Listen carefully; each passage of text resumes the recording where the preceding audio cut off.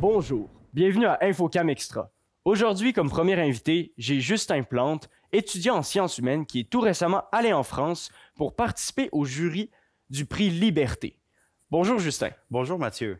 Alors Justin, c'est quoi le prix Liberté? En fait, le prix Liberté, c'est un prix organisé par la région de Normandie en France qui vise à récompenser des personnes ou des organismes qui prennent des actions pour la liberté de tous et chacun, toutes les libertés confondues. OK, donc ça peut être n'importe quel organisme qui est nominé pour le prix. Oui, en fait, n'importe quel organisme peut être nominé par le prix. Le seul point qu'on doit retenir, c'est que les organismes et les personnes sont nominés par des jeunes qui ont entre 15 et 25 ans seulement. OK, puis comment ça se déroule le processus comme pour justement arriver à des finalistes ou au gagnant du prix? Eh bien, en fin d'année 2022, plusieurs élèves entre 15 et 25 ans ont décidé d'envoyer des candidatures. Il y en a eu au-dessus de 600. Et ensuite, les 600 candidatures sont passées à travers un tri pour s'assurer qu'ils correspondaient bel et bien à la description pour finalement qu'il nous en reste 420 à la fin. Fait que là, en ce moment, il nous en reste 3. Donc, on a passé à travers un processus qui était très long et rigoureux pour en éliminer le plus possible pour en sortir seulement avec 3. OK, donc c'était quoi un peu ta tâche? À quoi ça ressemblait? Qu'est-ce que tu devais faire toi là-bas Mais en fait, en tant que jeune?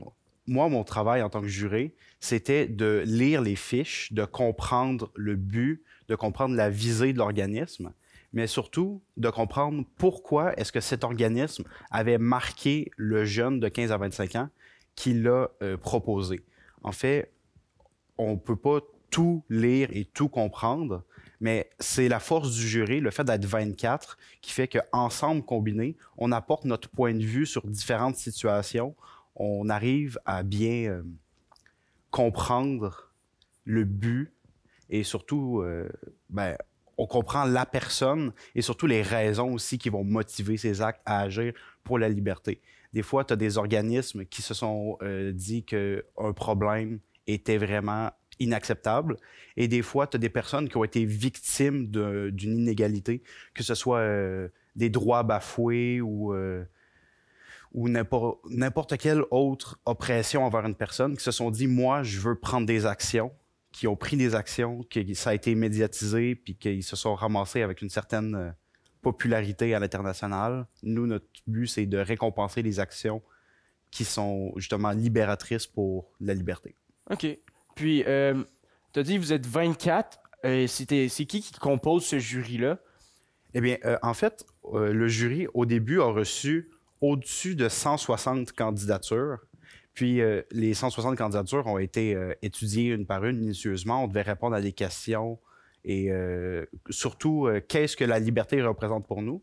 Une fois que tout ça a été envoyé, le jury a été composé de 6 personnes venant de la région de Normandie, 6 autres personnes qui venaient de France, mais hors de la région de Normandie, et 12 personnes de l'international pour amener une vision un peu plus globale sur les situations qui nous ont été soumises pour le prix. OK. Puis, je me demande, les 3 finalistes, est-ce que tu peux nous les présenter? C'est avec le consensus, c'est arrivé à quelle personne, quel organisme? Eh bien, en ce moment, on a 3 finalistes qui vont être soumis au vote plus tard. Et premièrement, Tsai Tsurui, c'est une Brésilienne qui vit dans la forêt Amazonie. C'est une personne autochtone qui défend le droit à une vie dans un milieu sain et durable. En fait, elle a lutté en 2019 contre le gouvernement de Bolsonaro pour empêcher tout ce qui était politique de déforestation intensive.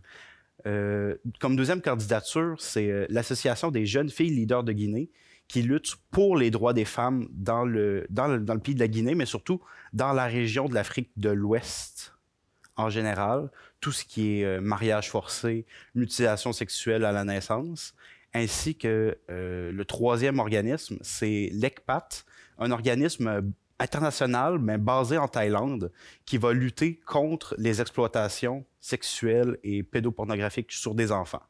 Puis, peux-tu nous dire comment vous allez arriver un gagnant finalement? En fait, nous, le jury, notre travail était vraiment de passer de 420 dossiers aux 3 finalistes. Et les 3 finalistes vont être soumis du 15 mars au 25 avril au vote de chaque jeune de 15 à 25 ans va pouvoir voter pour la cause qu'il pense mériter gagner le prix Liberté. OK. Puis les votes commencent quand? C'est où qu'on peut Les aller votes voter? vont commencer sur le site du prix Liberté entre le 15 mars et le 25 avril prochain. OK. Puis pour ton expérience personnelle par rapport à, par exemple, à ton voyage, peux-tu nous raconter un peu comment ça s'est déroulé ton arrivée là-bas, ton séjour? T'es resté combien de temps exactement aussi? En fait, c'était vraiment une expérience très spéciale et unique parce que c'était la première fois que je sortais du Canada. Oh. Oui, donc en fait, je me suis lancé dans une aventure un peu spéciale. Partir une semaine en France en solo avec un sac à dos et une valise, c'est pas vraiment une expérience assez typique. C'est assez unique, je dirais. Ouais, c'est vraiment unique. Et arrivant en France, en fait, on a été logé dans une école avec toutes les commodités qui venaient. On est un peu comme dans une... Logé, nourri, tout ça? Logé, nourri, un peu comme dans des résidences qu'on a ici dans nos cégeps, mais eux autres, ils appellent ça des internats. OK. Fait qu'on a tout ce qui est compris, salle de bain, cafétéria, dortoir. Tout ça, on était en équipe de 2. Puis on se faisait plein d'amis. C'était vraiment une expérience vraiment, franchement, très incroyable. Parce que quand même, une semaine avec les 24 mêmes personnes, j'imagine, ça a dû quand même développer certains liens qui... Est-ce qu'ils sont restés? Gardes-tu communication avec eux encore? Ben oui, c'est sûr.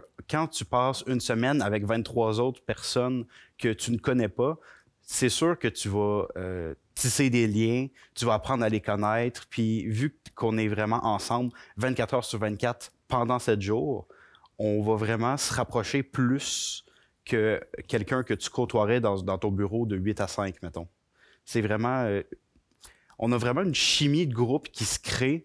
Puis le dernier jour, c'est vraiment le jour des adieux, le jour des pleurs. Tout le monde est triste de partir parce que c'est une expérience franchement incroyable. Et on est tous émus de se dire qu'on a réussi à faire ce travail-là ensemble et que maintenant, tout le monde doit retourner chez eux. OK, donc malgré la barrière un peu langagière, parfois, il y avait certaines personnes qui parlaient seulement en anglais, je pense. Oui, effectivement, il y avait 4 personnes qui ne parlaient pas français, mais qui parlaient juste en anglais. D'autres que leur niveau d'anglais était approximatif et d'autres qui étaient parfaitement bilingues, mais on arrivait tout le temps à communiquer ensemble. Chaque personne qui parlait pas anglais était avec quelqu'un qui était fluidement bilingue. Il n'y avait pas de problème de communication. On pouvait tous parler ensemble. C'était vraiment... même la barrière de la langue, on l'a fait sauter. OK. Ah, ben c'est vraiment... Ça a l'air d'être un beau voyage. Est-ce que c'est tout le monde qui peut le faire, participer à ce jury-là? Par exemple, pour l'an prochain, s'il y a des gens intéressés? Ben oui, en fait, pour l'an prochain, tout ce qui vous suffit, c'est d'envoyer votre candidature. Si vous êtes un jeune, toujours encore de 15 à 25 ans, c'est super simple. Si vous êtes pris, c'est vraiment une expérience vraiment incroyable. Faites-le. J'encourage le plus de jeunes à le faire. C'est une expérience qui va vous permettre de rencontrer des nouveaux gens, de voir du monde différent, surtout avec des opinions qui divergent un peu de la vôtre. Et c'est vraiment touchant de savoir que chacun est différent à sa manière et qu'ensemble, on veut aller vers le bien commun. En terminant, merci beaucoup, Justin. C'était vraiment intéressant. Puis, on va passer maintenant au prochain invité. Je suis maintenant avec Marie-Ève Bérubé, promoteur du nouveau projet de SPA à Rivière-du-Loup. Donc, bonjour, Marie-Ève. Bonjour. Ça va bien? Oui, ça va bien. Merci de l'invitation. Ça fait plaisir. Est-ce que tu peux nous parler un peu, ça ressemble à quoi une SPA en général? À quoi ça sert, donc? La SPA va servir à aider les gens de la communauté des endroits qu'on va desservir pour soit les abandons responsables des animaux, mais aussi des animaux errants trouvés. On va vraiment être une source d'aide pour ces animaux-là, pour les gestionner et faire en sorte de les prendre sous notre aile pour ensuite les relocaliser. OK. Donc, SPA, c'est pour Société protectrice des animaux, si je ne me trompe pas. C'est ça. C'est bien. Et aussi, d'où vient un peu l'idée du projet? À la base, on est des gens amoureux des animaux. On est propriétaire d'un centre équestre à Saint-André-de-Kamouraska. Puis souvent, les gens, lorsqu'ils doivent abandonner des animaux, souvent, la première option que les gens ont face au fait qu'il n'y a pas de refuge existant, c'est de dire mon animal va être heureux sur une ferme. Et on se retrouvait avec beaucoup de chats ou même des chiens qui étaient apportés à notre centre équestre parce que les gens n'avaient pas de ressources. On a été beaucoup sensibilisés par ça durant les dernières années. Et puis, le problème est de plus en plus important. Alors, nous est venue l'idée de créer une SPA. OK. Puis, ça va être où exactement dans Rivière-du-Loup? On a évalué beaucoup la situation. C'était pas facile de trouver un terrain accessible pour ce genre de service-là. On a vérifié à Kamouraska, on a essayé de trouver quelque chose. C'était plutôt compliqué. On a finalement trouvé un terrain à Rivière-du-Loup. C'est l'entrée ouest. Donc, c'est vraiment bien situé là, pour les autoroutes. C'est vraiment un point stratégique. Puis, dépendamment du terrain qu'on va couvrir, on va être plutôt central, donc c'est vraiment un point stratégique. OK. J'imagine qu'il faut quand même un grand terrain pour laisser de la liberté aux animaux à l'extérieur, comme à l'intérieur. Oui, c'est ça. Bien, en fait, il va falloir des cages extérieures pour les chiens, pour des mises en liberté. Puis, il nous faut aussi quand même un peu de terrain là, pour pouvoir marcher les chiens à l'extérieur et tout ça là, pour, disons, les tester là, à la marche et leur faire prendre l'air un petit peu. J'imagine, oui. C'est important. Puis, c'est qui va financer ce projet-là? Pour le moment, on agit en tant que promoteur privé, donc c'est nous qui avançons l'argent. Par contre, on est en démarche pour faire en sorte d'avoir une source de financement comme, disons, la Caisse des Jardins ou encore la banque. On est encore en train de finaliser le tout, mais pour faire en sorte que le projet voit le jour et avance, parce qu'on a quand même beaucoup de choses à gérer au niveau des délais, on a fait en sorte d'être promoteur, d'avancer l'argent pour faire en sorte que le projet puisse débuter le plus rapidement possible. Donc, vous n'avez pas encore commencé à construire la bâtisse? Non, la construction va être au printemps. Dès que le sol le permet, le creusage débute. Et on s'attend à avoir une structure pour les vacances de la construction. Donc, c'est quand même très, très rapide. On a une équipe qui travaille avec nous là, pour un projet là, qui se fasse très rapidement. C'est bien. Donc, je me demande qui va construire la bâtisse. Est-ce que vous avez déjà fait d'affaires avec une compagnie? Oui, on a fait une appel d'offres, on a magasiné, parce qu'on doit comprendre qu'on est un OBNL, un organisme à but non lucratif. Donc, notre mission aussi, c'est de trouver la meilleure façon de le faire, mais aussi avec des bons prix, parce qu'on a quand même une responsabilité face à ça.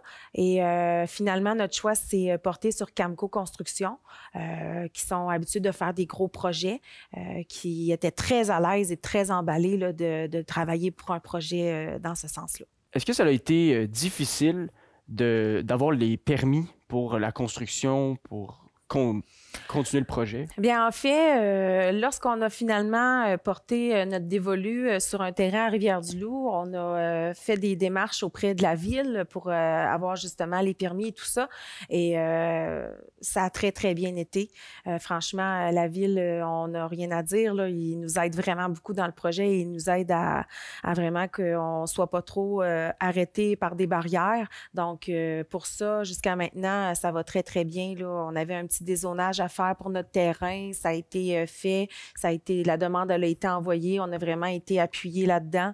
Donc, on est très, très chanceux. On a une belle équipe en arrière de nous qui nous aide aussi, là. OK. Puis pour les animaux, vous les recueillez, mais est-ce que il y a des services d'adoption aussi? Oui, c'est ça. Les animaux qui vont être recueillis, premièrement, les animaux recueillis vont être placés en attente pour voir si c'est des animaux qui ont été perdus et qui veulent être réclamés. Suite à ça, s'ils ne sont pas réclamés, c'est des animaux on va en détenir la garde. On va pouvoir faire une évaluation vétérinaire, une évaluation comportementale. Et si l'animal, tout va bien et peut être apte à être adopté, il va tomber dans la section adoption. Alors, il va être disponible pour la population, là, pour une future famille.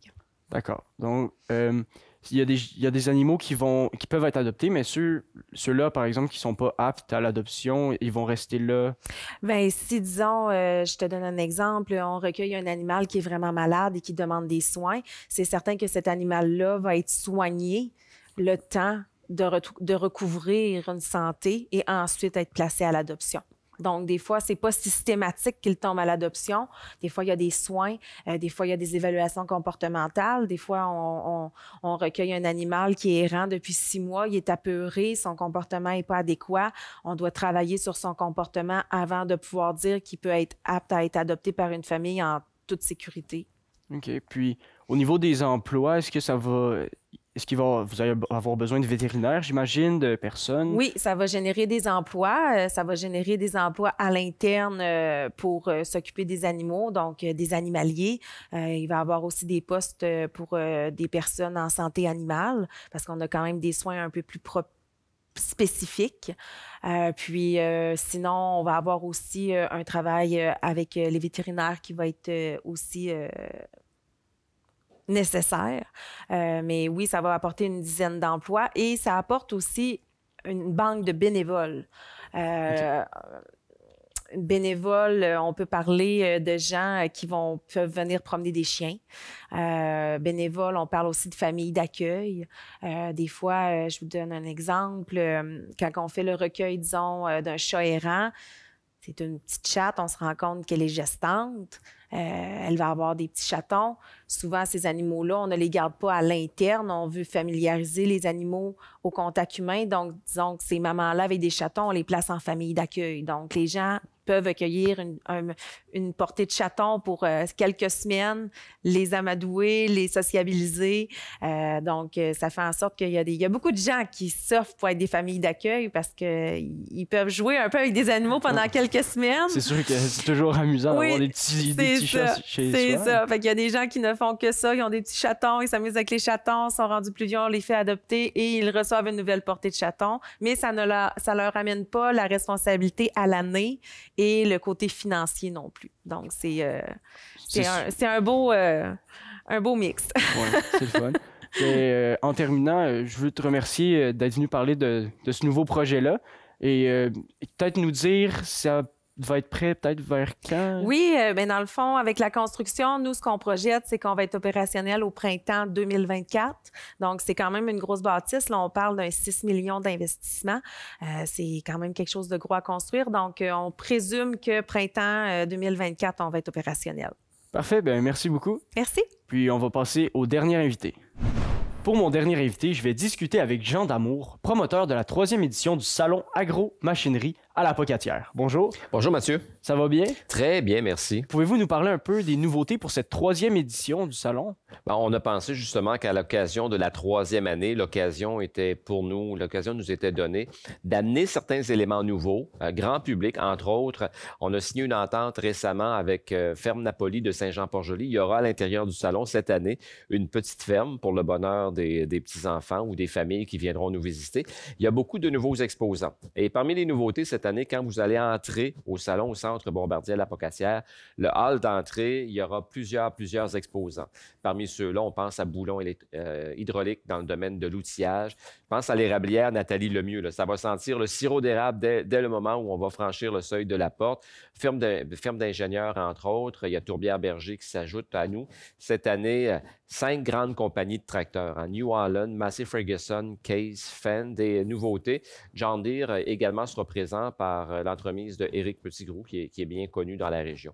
Alors, ça va être un salon pour les agriculteurs, bien sûr, nos producteurs, mais aussi pour la famille. Et c'est un événement, c'est une grande fête de l'agriculture qui dure pendant 3 jours. Donc, justement, qui peut aller voir ce salon-là? Donc, c'est comme une visite un peu? Tout le monde. Oui, c'est d'abord un salon spécialisé. On s'adresse à des producteurs et à des productrices agricoles de la région, du Bas-Saint-Laurent, de Chaudière-Appalaches. Mais c'est un secteur qui suscite toujours beaucoup d'intérêt, le secteur de l'agroalimentaire. Historiquement, au cours des 2 dernières présentations, des familles complètes nous arrivaient, des gens qui viennent voir la machinerie, les nouveautés. Il y a des robots de retraite et tout ça, mais en même temps, je pense entre autres à Outiviel qui nous amène un nouveau moulin à scie portatif très intéressant, processeur pour le bois de chauffage. Alors, il y a du vêtement via la salopette de Saint-Pascal, vêtements de travail. Alors, on est agricole plus. Alors, on essaie de s'étendre davantage à différentes autres possibilités et toute la population est bienvenue. Sincèrement, c'est un salon spécialisé, mais qui ouvre toutes grandes ses portes à l'ensemble de la population bas-laurentienne et Chaudière-Appalaches. OK. Et pourquoi vous avez décidé de directement à la Pocatière? Est-ce que c'est passé entre les deux? C'est qu'il y a plusieurs années que je pensais à créer ce salon-là. Alors, avec mon associé, qui est une fille du Kamouraska, on s'est assis ensemble. Puis, bon, c'est la ville de l'ITA. C'est une histoire avec le monde agricole qui remonte à très loin. On a des terres magnifiques. On est au cœur d'un territoire où l'agriculture est fort dynamique. Et je ne vous cacherai pas que le centre Bombardier, c'est comme si l'aréna avait été construit pour un événement comme le nôtre. Et on a aussi une collaboration exceptionnelle de la part tant du conseil de la ville de la Pocatière que des employés à l'intérieur du centre. Alors, ce choix-là, c'est un choix naturel qu'on n'a jamais remis en question. Et tant que le salon existera, j'ai bien l'impression qu'on va être ici à la Pocatière. Donc, pour les exposants, ils doivent louer la salle, c'est ça? Enfin, c'est nous qui louons l'aréna et par la suite, on loue à des exposants, des espaces, soit de 20 par 25 ou de 10 par 12 pieds. Alors, on a établi un bail de location et on a établi également une cédule d'entrée parce qu'un salon sur 3 jours, on pense à 5 à 7 millions là, de valeur de machinerie. C'est énorme. Donc, la veille, les exposants vont entrer en fonction d'un horaire bien précis. On va leur fournir cet horaire-là. Par exemple, telle entreprise, à compter de 10 heures le matin, tu as une demi-heure pour entrer ton matériel. Alors, d'un bout à l'autre de l'aréna, et la sortie se fait dans le sens inverse. Mais c'est gros. C'est une journée de logistique qui est très intense la veille, de manière à ce que le 17, on soit prêt pour l'ouverture parce que le salon se tient les 17, 18, 19 mars prochains. Alors, quand tout le monde est prêt, quand tout a été nettoyé parce qu'on est l'hiver, le déplacement implique un certain nettoyage en regard des équipements. Alors, on ouvre les portes et on reçoit nos visiteurs. Cette année, je vous dirais qu'on attend entre 3 000 et 4 000 visiteurs de la région immédiate du Kamouraska et de Chaudière-Appalaches. Puis lors de l'événement, habituellement, les restaurants sont pleins, les hôtels également, parce qu'il y a des représentants de compagnies qui débarquent. Alors, c'est un beau salon, dynamique, engagé, qui répond, je le pense, à un besoin. Vous savez, c'est le seul dans l'Est du Québec. Et c'est une occasion qui est donnée à nos producteurs sur 3 jours de venir visiter les nouvelles technologies, les nouvelles tendances, de rencontrer leurs représentants, de faire des affaires, mais de préparer peut-être le terrain à des échanges de machinerie ou à des acquisitions. C'est le but. On veut que nos exposants fassent des affaires. OK. Donc, comment est venue un peu l'idée de créer ce salon-là? Est-ce que c'était un projet qui date de longtemps?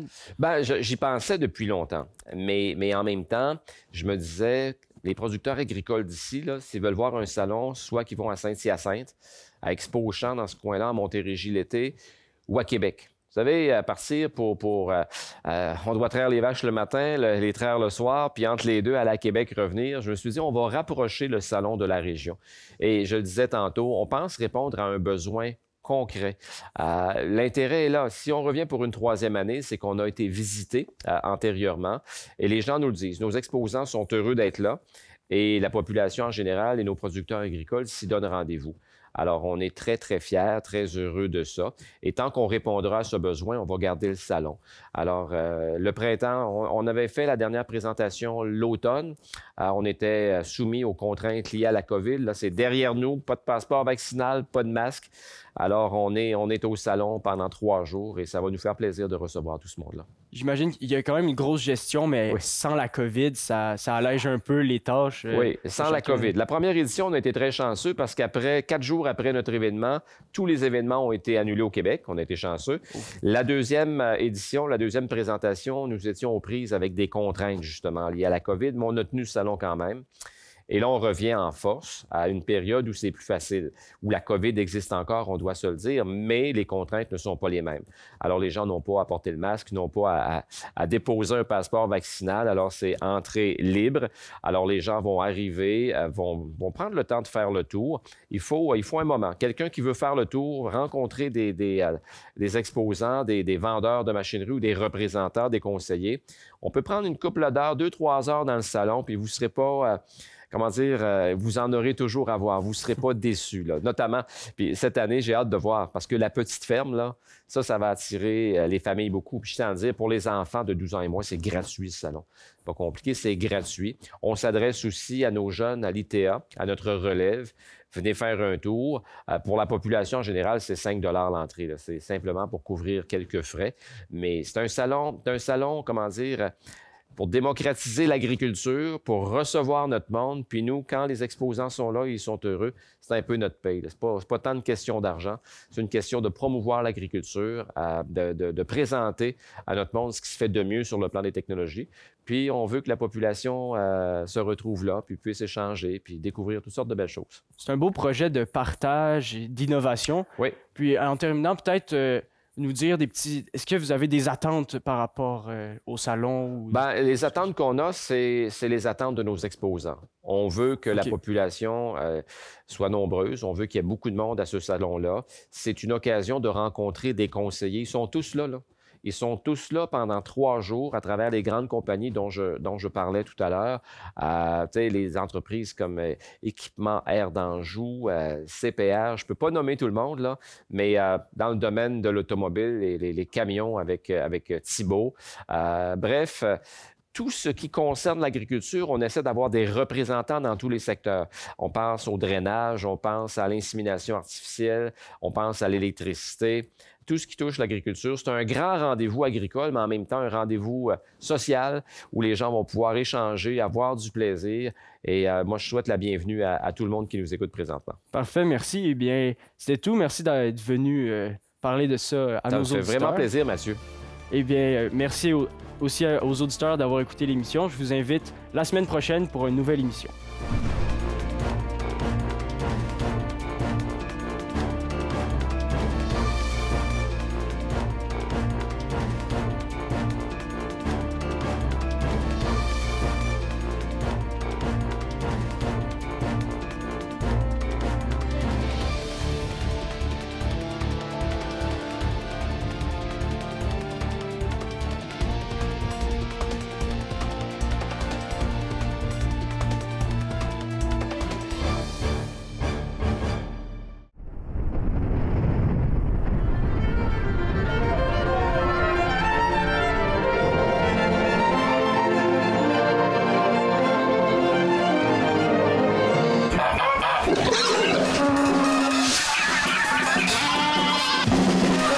On va s'acheter la tête à l'eau, là.